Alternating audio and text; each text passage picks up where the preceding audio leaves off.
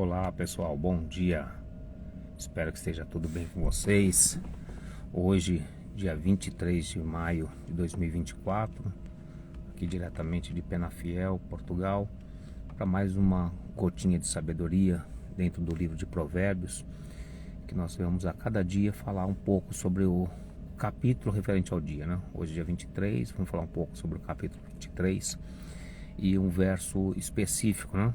O verso que hoje eu escolhi para a gente poder falar um pouquinho é o verso 7, capítulo 23, verso 7. E esse verso é um verso muito interessante e um pouco até, não vou dizer polêmico, né? Mas é assim um pouco, às vezes a gente, lendo ele, a gente não entende por que aquelas palavras estão ali, que é a parte A, né? Que ele vai falar a respeito dos convites, de ser convidado a banquetear na casa de pessoas importantes, fala a respeito de ser banquetear na casa do governador, e na sequência, no verso 6, ele vai falar a respeito de ir comer, ir fazer uma refeição na casa daquele que é avarento, daquela pessoa que é mesquinha.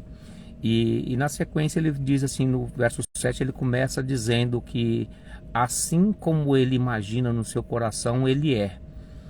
E aí teve essa sequência falando que ele oferece com cordialidade, porém não é cordial. Mas essas palavras, né, essa frase nesse verso, ele fica um pouco perdida, né? Assim como ele imagina no seu coração, ele é. E a gente fazendo os estudos que a gente costuma fazer, principalmente dentro do hebraico, né, dentro da língua original do hebraico, aí nós vamos entender o porquê que essas palavras, essa frase em si está ali no meio de um assunto um tanto estranho, né?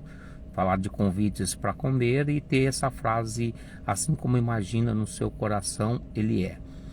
E a gente vê essa palavra que tem uma força, né? Eu já falei aqui antes que o que nos diferencia, o que nos traz a diferença entre nós e qualquer outra das criações divinas, que estão aqui nessa terra, é claro, né? É a capacidade da comunicação. É o dom poderoso que Deus nos deu de falarmos, de compreendermos e comunicar. Então nós nos comunicamos entre a nossa espécie, né? Falamos um com os outros de diversas formas, diversas línguas, e por aí vai, né? Hoje nós vemos até as linguagens sinais. Então a comunicação ela sempre foi aperfeiçoada e vai se aperfeiçoando, e essa é uma capacidade que nós temos muito forte, que nos diferencia de toda e qualquer outra criação de Deus aqui nessa terra. E quando nós vemos aí no verso 7 dizendo essa questão de como é, assim como ele imagina no seu coração, assim ele é, nós olhando isso para a questão do original no hebraico, ali ele vai dar o entendimento próprio do que é realmente isso, né? Porque é o poder que nós temos de sermos aquilo que pensamos que nós somos, né? Henry Ford, ele tem uma frase que é muito característica dele, que é uma das frases mais conhecidas, né?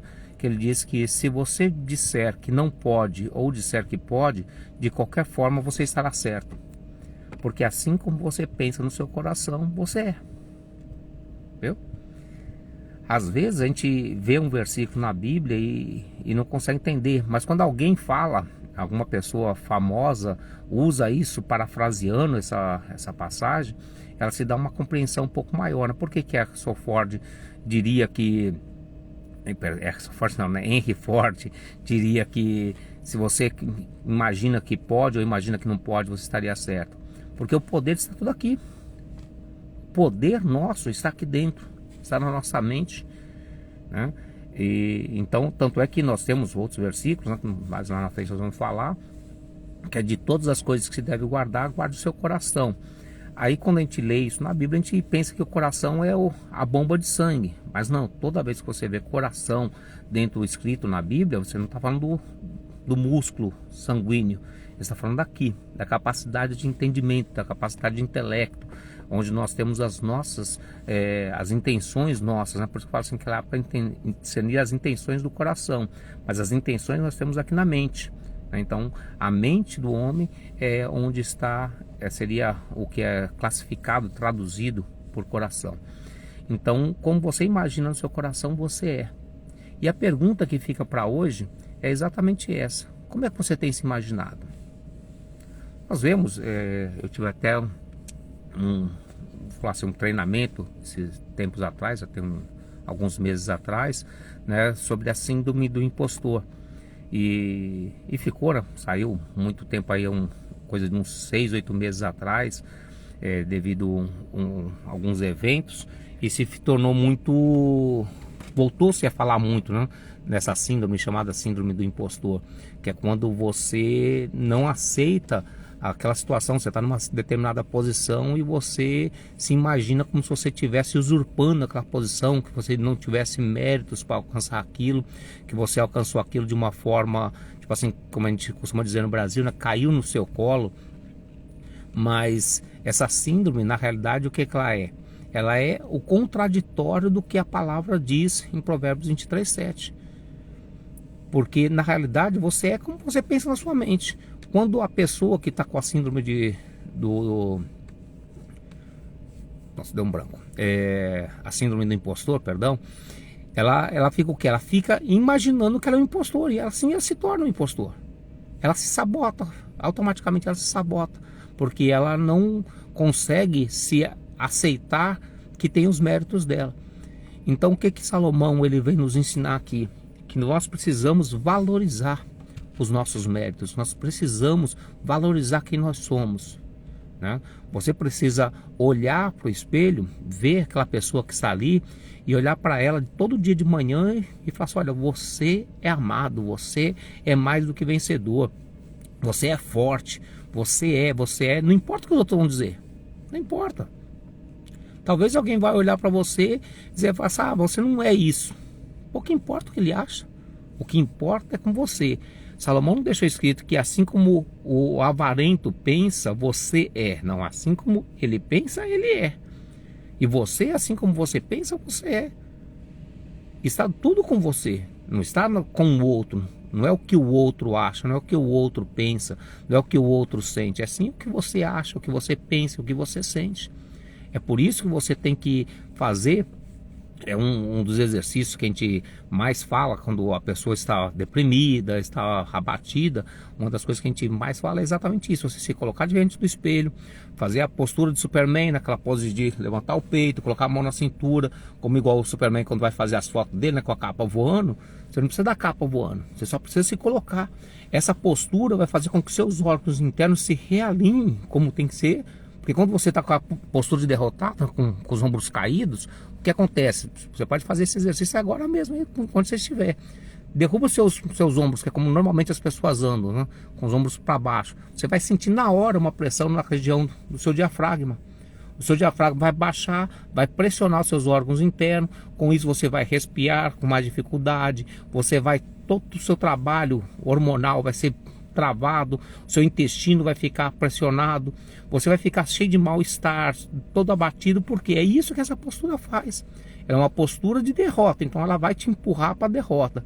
E ao mesmo tempo, depois que você fizer isso, você dá uma alinhada na postura, você vai ver que o seu ar flui melhor, você vai começar a respirar melhor na postura de Superman, você tem aquela vantagem de circular o oxigênio, e todos nós sabemos que nós precisamos do oxigênio para poder gerar força, raciocínio, tudo depende do oxigênio. Quanto maior for a minha oxigenação sanguínea, melhor é a minha capacidade. Eu vou ter mais força, eu vou ter mais habilidade, vou ter mais agilidade, vou ter tudo mais por causa da oxigenação.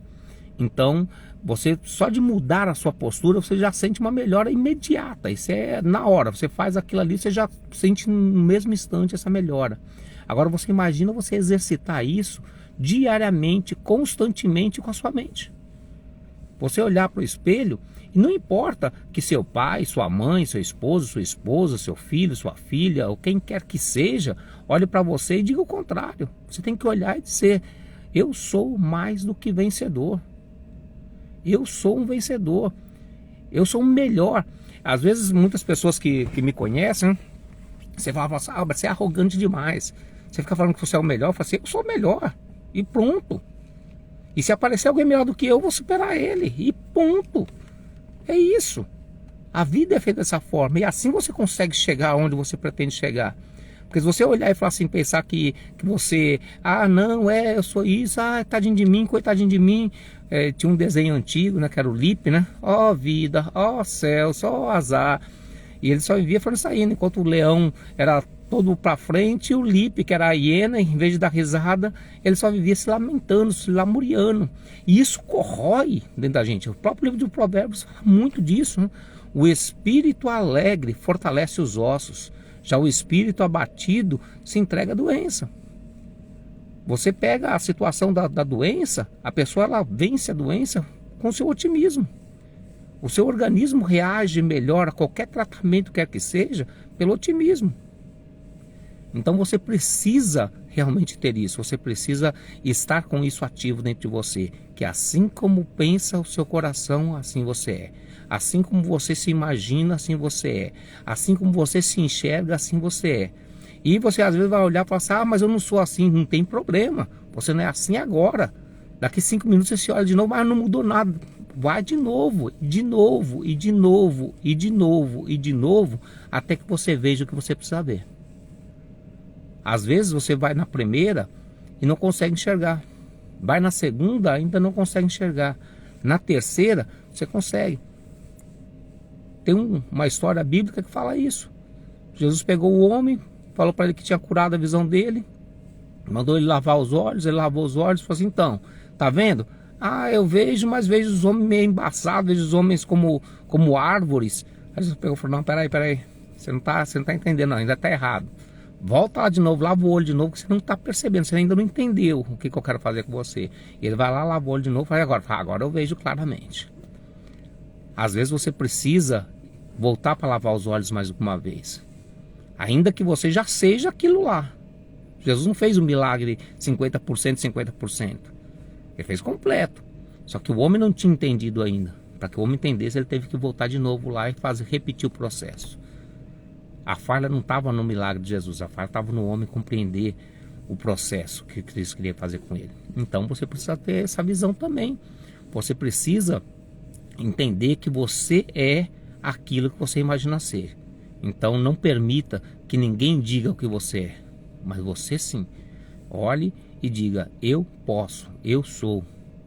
Como eu costumo dizer, e é uma das frases que eu tenho na minha rede, né? Minha rede social eu sempre costumo colocar isso aí, o impossível não existe. O impossível é apenas alguma coisa que alguém não conseguiu fazer ainda, mas não existe. Se você olhar para trás, era impossível o homem voar. E hoje nós voamos a velocidades supersônicas. Era impossível nós estar fazendo uma transmissão assim online para um celular. A gente precisaria de um aparato de televisão gigantesco. E hoje a gente faz isso com apenas um aparelho eletrônico nas nossas mãos. Então, olhe para você e veja que não há impossível. Você é mais do que vencedor. Que Deus em Cristo abençoe cada um. Vamos orar e agradecendo a Deus. Ó Pai bendito e santo, Senhor, mais uma vez, ó Deus, te agradeço pela tua misericórdia desse dia, por nos conceder o fôlego de vida, Senhor, e a capacidade de podermos compreender que somos muito mais do que aquilo que imaginamos ou pensamos, Senhor, porque somos imagem e semelhança tua, somos feitura tua, ó Deus, e assim, Senhor, somos mais do que vencedores em todas as coisas. Abençoa, Pai, cada um dos teus filhos, Senhor, que estão vendo essa mensagem, que estão ouvindo esse áudio.